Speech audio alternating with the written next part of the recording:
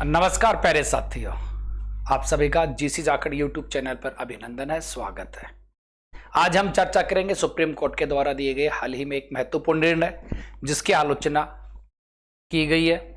जैसा कि हमारे माननीय उपराष्ट्रपति महोदय ने कहा कि सुप्रीम कोर्ट आजकल सुपर संसद की तरह कार्य कर रहा है। मामला क्या है उसके बारे में आज हम जानेंगे। तो पॉलिटिका करंट का इश्यू है। सर्वोच्च न्यायालय का महत्वपूर्ण निर्णय दिया गया था और ये निर्णय भी आता है 8 अप्रैल 2025 को आता है, जिसमें तमिलनाडु सरकार बनाम तमिलनाडु राज्यपाल के संबंधित मामला है। मामला क्या है कि जैसा कि आपने सुना होगा, राज्य विधानमंडल से जो विधेयक पारित होते हैं वो राज्यपाल की अनुमति के बाद ही कानून बनते हैं। यानी राज्य विधानमंडल के द्वारा पारित विधेयक अधिनियम कब बनेगा? जब राज्य का राज्यपाल उस पर अनुमति देता है। तो राज्य विधानमंडल के द्वारा पारित विधेयकों पे राज्यपाल के पास क्या शक्तियां हैं, ऐसा हमारे संविधान के अनुच्छेद 200 व 201 में बताया गया है। यानी राज्यपाल के द्वारा हमारे संविधान का जो अनुच्छेद 200 है, अनुच्छेद 200 और अनुच्छेद 201 ये शक्ति देता है कि राज्यपाल के पास राज्य विधानमंडल के द्वारा पारित विधेयकों पे क्या क्या शक्ति है। तो जैसा कि आपने अध्ययन किया होगा कि राज्यपाल के पास अनुच्छेद 200 के तहत क्या विकल्प है। अनुच्छेद 200 के तहत विकल्प यह है कि राज्यपाल राज्य विधानमंडल द्वारा पारित विधेयक पर अनुमति प्रदान कर सकता है। दूसरा है अपनी अनुमति सुरक्षित रख सकता है। एक विकल्प यह है कि राज्यपाल विधेयक को राज्य विधानमंडल के समक्ष पुनर्विचार के लिए लौटा सकता है। और एक विकल्प राज्यपाल के पास होता है कि वह विधेयक को राष्ट्रपति के लिए सुरक्षित रख सकता है। तो मामला दोस्तों यही है कि तमिलनाडु सरकार के द्वारा पारित विधेयक जो 2-3 साल 2020 के बाद से राज्यपाल ने 10 विधेयक ऐसे जिन पर अनुमति प्रदान नहीं की, 10 विधेयक ऐसे जिन पर अनुमति प्रदान नहीं की, तो मामला पहुंचा सुप्रीम कोर्ट में।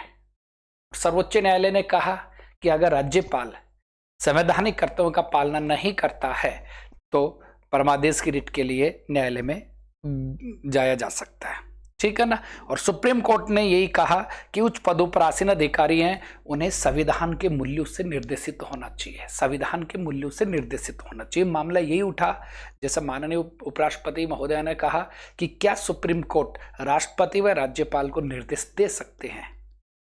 क्या सुप्रीम कोर्ट राष्ट्रपति राज्यपाल से ऊपर है? तो दोस्तों इसी मामले को लेकर हम थोड़ी चर्चा करेंगे। देखो, हमारे देश में संविधान सर्वोच्च है और संविधान का निर्वचक या संविधान का व्याख्याकार बनाया गया है सुप्रीम कोर्ट को। तो संविधान की व्याख्या करने का अधिकार किसको है? सुप्रीम कोर्ट को है। और जो भी संवैधानिक पदाधिकारी हैं वो संविधान के दायरे में रह के ही कार्य करते हैं। तो सुप्रीम कोर्ट ने कहा कि जो भी उच्च पदों पे आसीन व्यक्ति हैं उन्हें संविधान के मूल्यों से निर्देशित होना चाहिए। तो दोस्तों देश में पहली बार ऐसा मौका आया है कि राज्यपाल की अनुमति के बिना ही कानून बन गए। तो मामला सुप्रीम कोर्ट में पहुंचा कि राज्यपाल ने काफी विधेयक ऐसे थे जिन पे अनुमति नहीं दी, अनुमति सुरक्षित रखी। राज्यपाल ने विधानमंडल के पास वापस लौटाया तो विधानमंडल ने चर्चा करके वापस भेजी, तो राष्ट्रपति के लिए वो सुरक्षित रख देने राष्ट्रपति के पास भेज दिए। तो तमिलनाडु के 10 विधेयक ऐसे जिसमें राज्यपाल और राष्ट्रपति के पास ही पड़े रहे और वो अनुमति दिए बिना वो कानून नहीं बने। तो मामला तमिलनाडु सरकार सुप्रीम कोर्ट पहुंची और सुप्रीम कोर्ट ने राज्यपाल की अनुमति के बिना ही कानून बना दिए गए। यानी सुप्रीम कोर्ट ने कहा कि जो विधेयक पड़े हैं वो उसी रूप में पारित माने जाएंगे जिस रूप में राज्यपाल के समक्ष पड़े हैं। तो मामला यह है। अब सुप्रीम कोर्ट ऐसा निर्णय दे सकता है क्या? सवाल यह भी उठता है। तो सुप्रीम कोर्ट हमारे संविधान का अनुच्छेद 142 जो पूर्ण न्याय का सिद्धांत देता है, क्या करता है? पूर्ण न्याय की सिद्धांत की बात करता है ये। और अनुच्छेद 142 के तहत प्राप्त शक्ति का प्रयोग करते हुए सुप्रीम कोर्ट ने तमिलनाडु राज्यपाल बनाम तमिलनाडु सरकार का जो मामला था उसमें महत्वपूर्ण निर्णय दिया। अनुच्छेद 142 में क्या है? पूर्ण न्याय का सिद्धांत क्या होता है? पूर्ण न्याय के सिद्धांत की स्थापना करते हुए सुप्रीम कोर्ट ने किन किन मामलों में निर्णय दिया, इसके लिए हम सेपरेट क्लास कल लगाएंगे अलग से। तो आज जो मामला है वो बताते हैं आपको। तो तमिलनाडु सरकार के द्वारा जो विधेयक पारित किए गए थे उनको राज्यपाल ने अपने पास सुरक्षित रखे, पारित नहीं किए तो मामला सरकार के पास पहुंचा और सरकार यानी मामला सुप्रीम कोर्ट के पास पहुंचा और सुप्रीम कोर्ट ने कहा कि वो विधेयक उसी रूप में पारित माने जाएंगे जिस रूप में राज्यपाल के पास पड़े हैं। उनमें से कुछ विधेयक राष्ट्रपति के पास भी है। तो दो अनुच्छेद 200 और सुप्रीम कोर्ट ने कहा कि राज्यपाल को अनुच्छेद 200 के तहत न तो पूर्ण वीटो की शक्ति मिलती है और न ही पॉकेट वीटो की शक्ति मिलती है। राज्यपाल राज्य में चुनी हुई सरकार है जिसमें सीएम होते हैं और मंत्री परिषद होते हैं, उनकी परामर्श से कार्य करना होगा। तो राज्यपाल को सीएम और मंत्री परिषद की परामर्श से कार्य करना चाहिए और राज्यपाल के पास अनुच्छेद 200 के तहत पूर्ण वीटो या पॉकेट वीटो की जैसी कोई शक्ति प्राप्त नहीं है। तो सुप्रीम कोर्ट के निर्णय के बाद वो विधेयक अधिनियम बन गए राज्यपाल के साइन किए बिना। ये हमारे पहली बार हमारे देश में ऐसा देखने को मिला है। दूसरी बात, साथ ही संविधान के अनुच्छेद 200 जो राज्यपाल को राज्य विधानमंडल द्वारा पारित विधेयकों पर शक्ति देता है, तो राज्यपाल के पास जब विधेयक भेजा जाता है तो राज्यपाल कितने दिन तक अपने पास सुरक्षित रख सकता है या कितने दिन में उसको अनुमति देनी होगी, इसकी समय सीमा नहीं दी गई। लेकिन इस मामले में सुप्रीम कोर्ट ने राज्यपाल के लिए समय सीमा निर्धारित की है। वो भी आपको बताऊंगा क्या समय सीमा निर्धारित की है।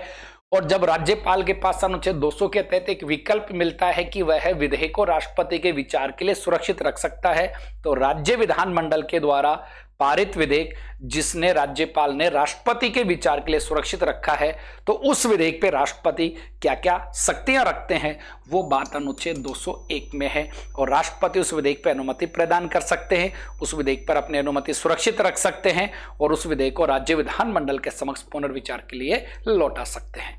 तो दोस्तों, राष्ट्रपति और राज्यपाल दोनों को विधेयक के ऊपर क्या क्या शक्तियां दी गई हैं, इनका संविधान में अनुच्छेद 200 और 201 के तहत ये उल्लेख किया गया। ठीक है ना। अब सवाल ये उठता है कि ये जो विधेयक है अभी इस निर्णय में सुप्रीम कोर्ट ने कहा कि राज्यपाल के पास विधेयक पर अनुमति देने की समय सीमा निर्धारित कर दी है, यानी अगर राज्यपाल के पास विधेयक जाता है तो वह 1 महीने के अंतर्गत अनुमति देंगे और अगर राज्यपाल विधेयक को मंत्री परिषद के पुनर्विचार की स्थिति में देता है, मंत्री परिषद उसके विरोध में रहती है, तो राज्यपाल के पास 3 महीने का समय मिलेगा और पुनर्विचार के बाद विधेयक राज्यपाल के पास जाता है तो राज्यपाल 1 महीने के अंतर्गत अपना निर्णय देंगे। तो दोस्तों, सुप्रीम कोर्ट का यह महत्वपूर्ण निर्णय है।